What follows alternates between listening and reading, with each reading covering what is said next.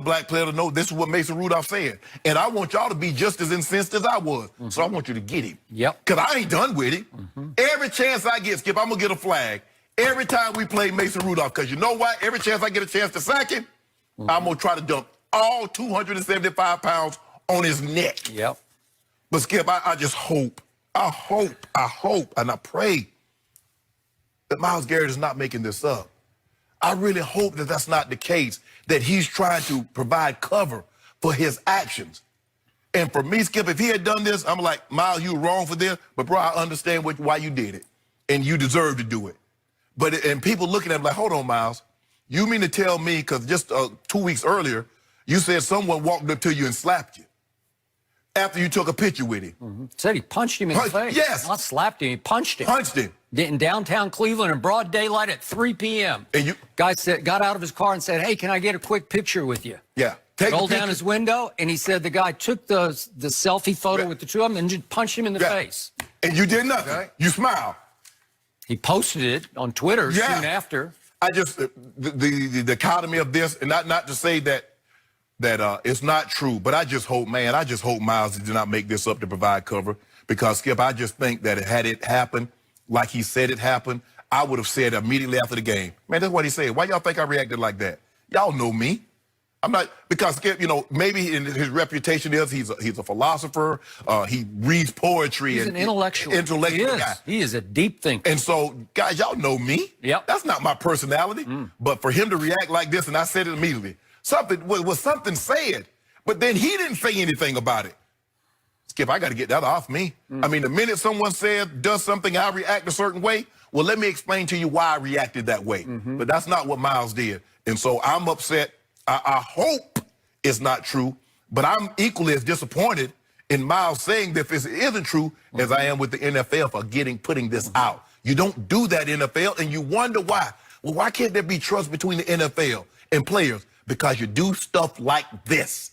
Adam Schefter and Josina Anderson was not in that room. So how in the hell did he get that information? Someone from the NFL leaked it, and you're wrong. Or from either camp, you know, whoever was there, you know, Mason Rudolph, I don't know. No, Mason Rudolph wouldn't be there. No, he wouldn't be there. Myles, I mean, somebody who was speaking up for him, or so, I don't know. I think when they have a thing like this, I'm not sure that the opposing party is in there. Yeah. Now, I don't know if anybody was sort of taking his side. I don't know how these things actually unfold because they're not very forthcoming. No. But somebody was really forthcoming about what got said. Right. Of all the things. And you, Skip, you know they're going to run with that. But if you remember, Skip, I don't know if you heard it, like a couple of, like that Sunday right after, the day right after, Josina Anderson also said, was there something said? She did. So it leads you to believe his reaction, leads you to believe that something was said. Okay. But why not say that after, Skip, their press conference immediately after? Agreed. Just to wrap up the incident in question that you talked about a few weeks back, the incident in downtown Cleveland. I just read this morning, and I didn't know because I was highly skeptical of that incident that he posted on Twitter, as were you, when we talked about it the next day on this show. But this story does say that Myles Garrett did take down the man's license plate and did go to the police with it, and that they did go find the 24-year-old man, but that Myles Garrett did not want to press charges, so it was dropped. Right. So I'm not skeptical anymore. Right. I guess it happened. I don't know if it happened exactly the way he presented it. Right.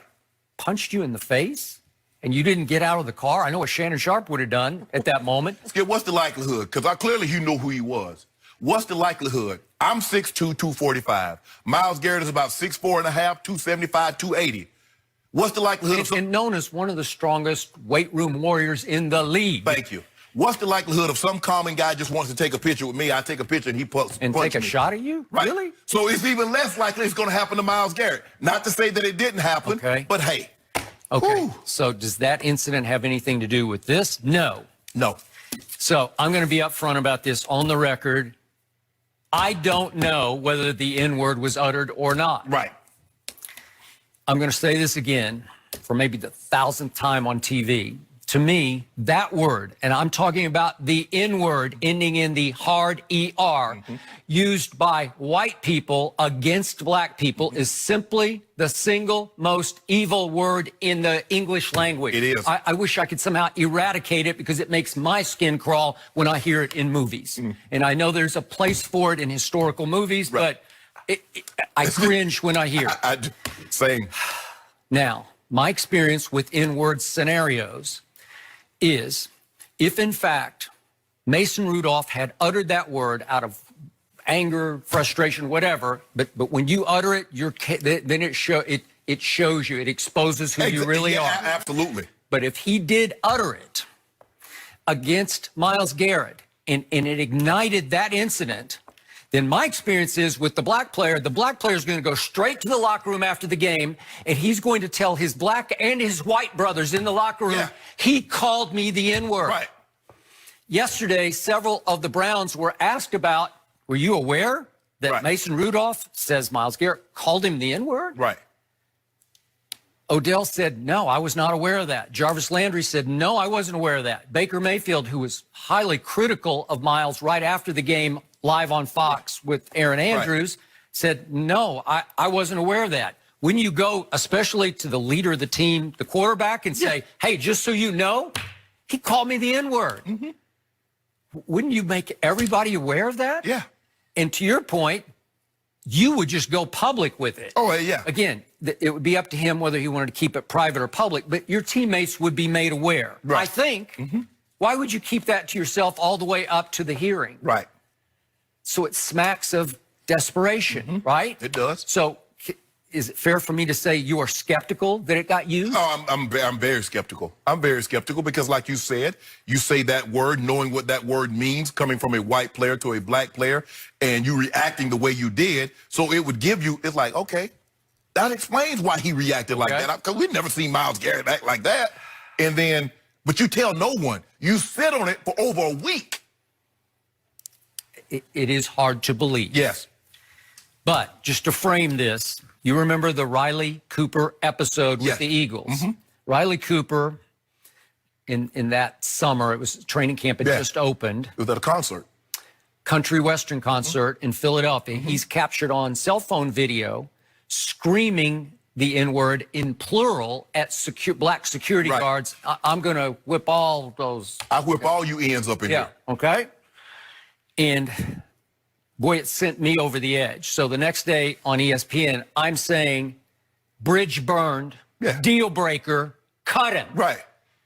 And they sent him home for a couple of days. And then thanks in large part to Michael Vick, a captain of that team, they didn't welcome him back, but they accepted him back in the locker room. And I've asked Michael on this show about it here recently, fairly recently, I guess it was last year. But Michael said, I regret that. And he said also Chip put him in a very uncomfortable situation. Because Kelly was the coach. The head coach. And Skip, that's what normally happens. What happens is, it's kind of like Mr. McNair, the former Houston Texans owner, well, his son took over, if I'm not mistaken, Skip.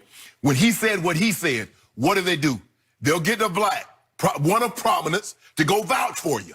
And so when he said what he said, what do? They get the leader of the team, the most prominent black, Michael Vick, to go vouch for him. This is our brother. We understand he made a mistake. Hell no. He made no mistake. What did the Eagles do, Skip? They gave him a contract extension. They did. And soon after, Deshaun Jackson was gone. Yeah. So after his best season. You extend Riley Cooper after he said the N-word, but wait, Chip Kelly, you just cut Deshaun Jackson? Really? How can you justify that? Well, now Chip's gone. And Skip, you know what? When people say that word, that ain't something that's all of a sudden, that's my first time using it. You said it. I agree. That ain't no word you just like, man, this is the first time, and I'm going to use it in this situation. See, Riley Cooper had a little bit to drink, Skip. You know, my grandma said, boy, there's 3 types of people that tell you the truth. That's true. Kids, drunk, and angry people. And he was drunk, so he was speaking his heart. So this is my 2 cents on this issue. It concerns me to the point of paining me if I ever hear a false allegation of the use of the N-word, because I don't want that word drained of any of its poison. No. I don't want it weakened for future incidents. in which white people then can sit back and say, oh, here we go again. Right. Playing the race card when there's no race card. Yep, I agree, Skip.